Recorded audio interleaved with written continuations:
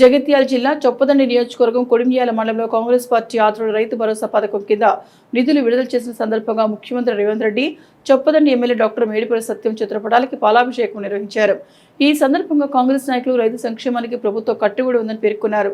కార్యక్రమంలో మండల కాంగ్రెస్ అధ్యక్షుడు గోగూరి నాగభూషణ్ రెడ్డి, టీపీసీ సభ్యుడు Goguri Mahipal Reddy, PACS chairman Banda Ravinder Reddy, market committee vice chairman Konduru Rajesh, సర్పంచులు గడ్డం జీవన్ రెడ్డి, కడారి మల్లేశం, గంగుల శ్రీనివాస్ రెడ్డి, అజయ్ రెడ్డి, మండల యువజన కాంగ్రెస్ అధ్యక్షులు అజయ్ గౌడ్తో పాటు కాంగ్రెస్ నాయకులు, రైతులు, కార్యకర్తలు పెద్ద సంఖ్యలో పాల్గొన్నారు. ఈ రోజు రైతు భరోసా నిధుల విడుదల చేసిన సందర్భంగా వివిధ గ్రామాల నుంచి వచ్చిన గౌరవ సర్పంచులు, ఫ్యాక్స్ డైరెక్టర్లు, ఫ్యాక్స్ చైర్మన్లు, పాత్రికేయ మిత్రులు, వివిధ గ్రామాల నుంచి వచ్చిన రైతులు, పెద్దలు, టీపీసీసీ మెంబర్ గారు మరియు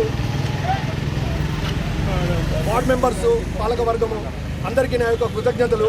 ఈరోజు 2482 కోట్లు అని విడుదల చేయడం జరిగింది.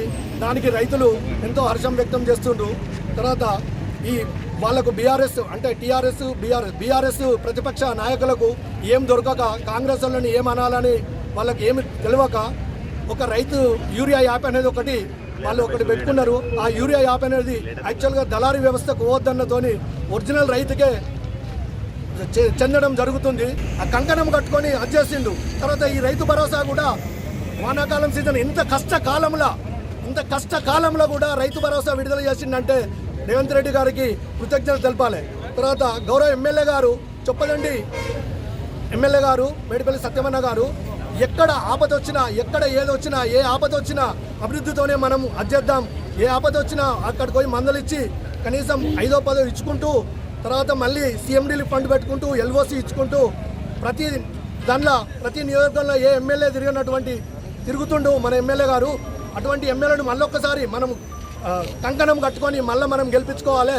మన పార్టీ కాంగ్రెస్ పార్టీ, మన వర్గం మేడిపల్లి సత్యమన్న వర్గం అనే నినాదంతో ముందుకు పోతే మనం మళ్ళీ ఇంకా ముందు ఇంకా అన్ని కార్యక్రమాలు చేసుకుంటాం.